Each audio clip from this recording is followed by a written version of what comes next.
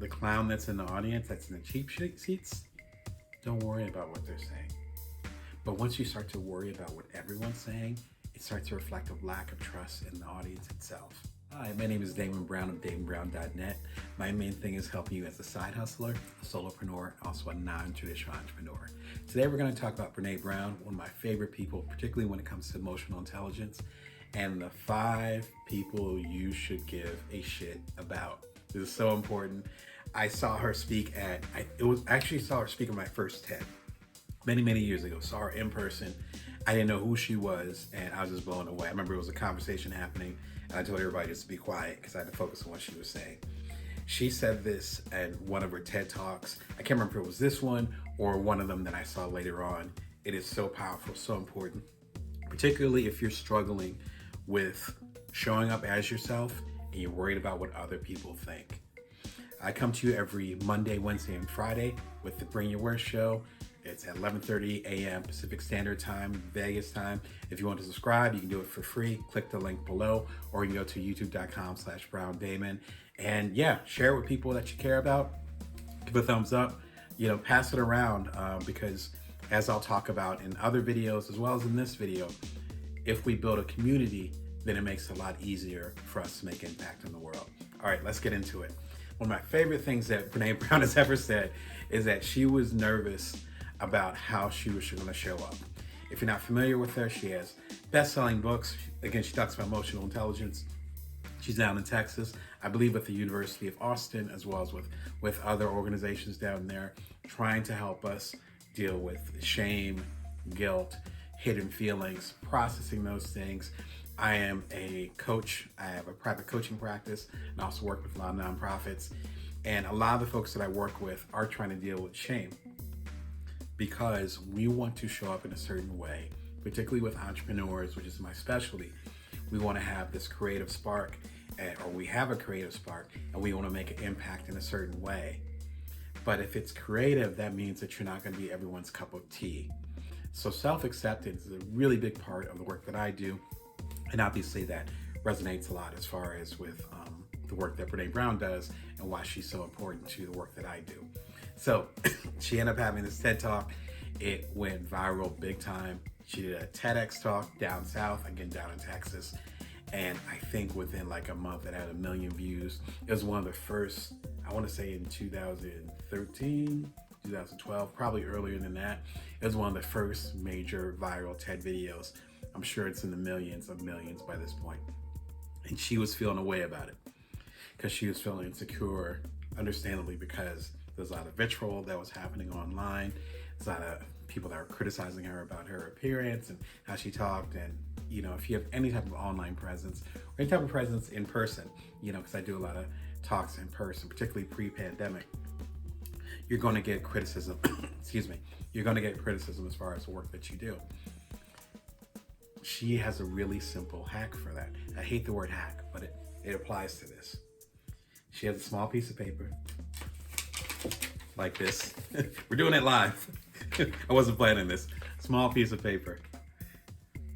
And on it, she writes down 5 people's names. And she folds it up. She puts it in her back pocket. When she's on stage, when she's presenting, and she's feeling insecure, she says the 5 people on this list are the 5 people she gives a shit about when it comes to their opinion. If they're not on this list, then their opinion doesn't matter. A simple, powerful thing to do. Whether you're a public speaker, you're talking to investors to potentially invest in your company, you're talking to customers who may or may not be the people that you're targeting, but they might be interested in your product. Whatever the case may be. It could be even you talking to your family and a certain family members that you love them, but their opinion doesn't matter as much. This culls everything down. It culls everything down, and therefore it calms everything down. This is such an important hack for a couple of different reasons. Number one, when you worry about everyone, then you worry about no one. No one is your priority, and it reflects a lack of trust. I have a mentor and friend who came to me a few years ago. I was having a tough time with some presenting I was doing. It was actually a talk. And they pulled me aside and they were like, you seem to be hesitant in your speaking. And I was like, you know what? I don't know if the audience is gonna roll with me. I'm going into different uncharted territory. If you're familiar with any of my books, you'll see a progression as far as the stuff I talk about, and it gets deeper, and I might take left turns and right turns. I've done 8 books in the past 5.5 years. You can check them out at damonbrown.net or at your favorite bookstore. And each of those books, I'm taking the audience, you, on a different part of the journey. So sometimes it's nerve-wracking because I'm not doing the same thing over and over again. Same thing with this YouTube channel, which I've had for about 1.5 years now. This is completely different than anything else that I've done.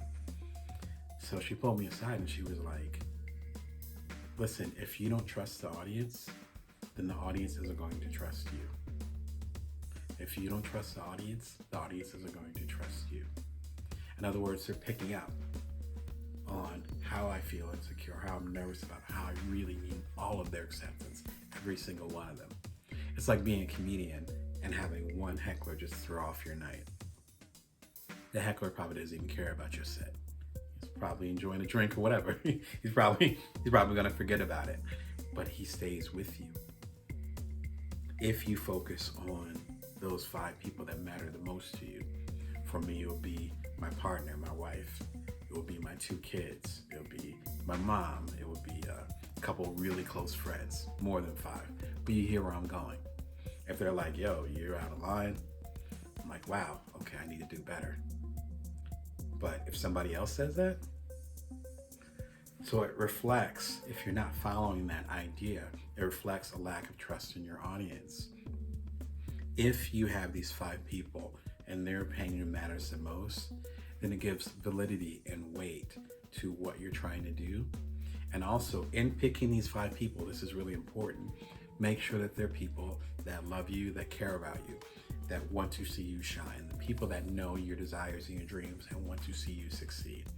I talk about this in my books, particularly, I think I talk about this in, I want to say, The Ultimate Bites as an Entrepreneur. I've talked about it on the channel quite a few times. You can check out the playlist where I talk about having a think tank or a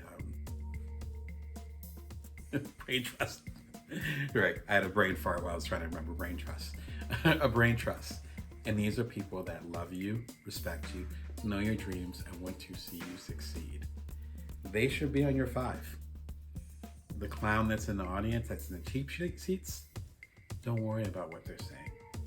But once you start to worry about what everyone's saying, it starts to reflect a lack of trust in the audience itself.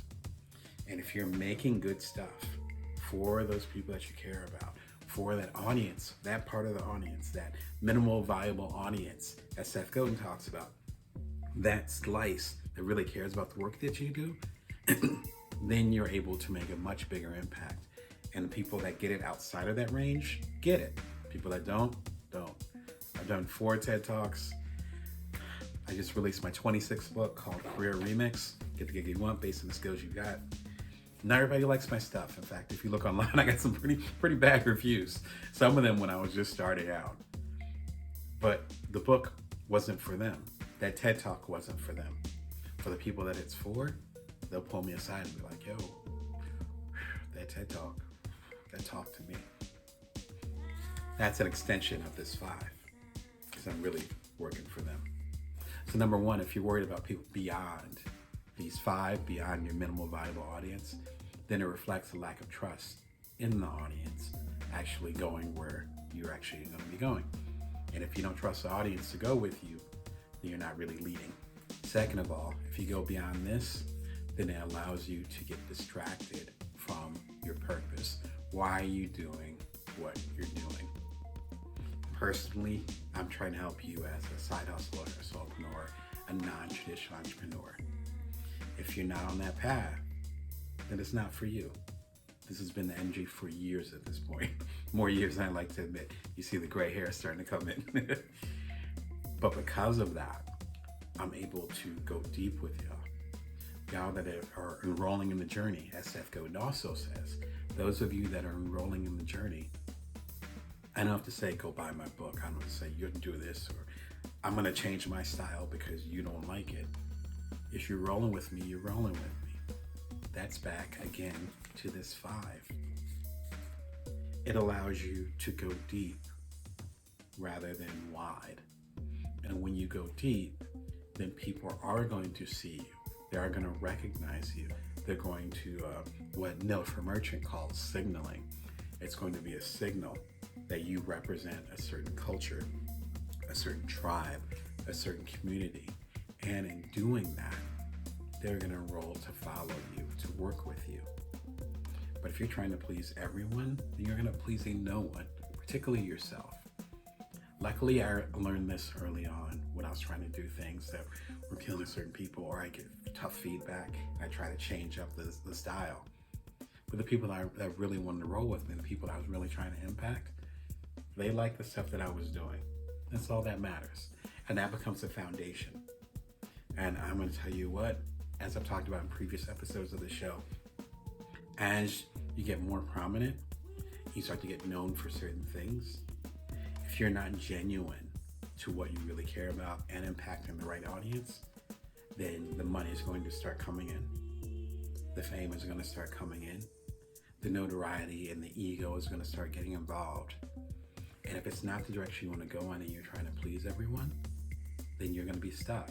Because then it becomes a lot harder to let go of that money, let go of that fame, let go of the ego and the attention and the identity when you have so much on the line.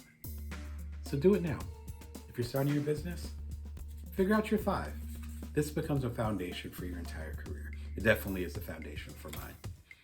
If you want to learn more, feel free to subscribe to the Brene Show here every Monday, Wednesday, and Friday, 11:30 a.m. Pacific Standard Time, Vegas time. You can also pick up my latest book, number 26. Wish I had a sports reference, but I don't. Somebody's number 26 out there, I'm sure. Maybe on my kid's soccer team. Career Remix, get the gear you want based on the skills you got. Book number 26. Thank you for the love and support. The audiobook is coming soon, but all the physical copies are available now, as well as digital. Come through to DamonBrown.net, get some signed copies, or go to your favorite bookstore. Until next time, remember you can bring your worth, and that you can always build from now. Take care.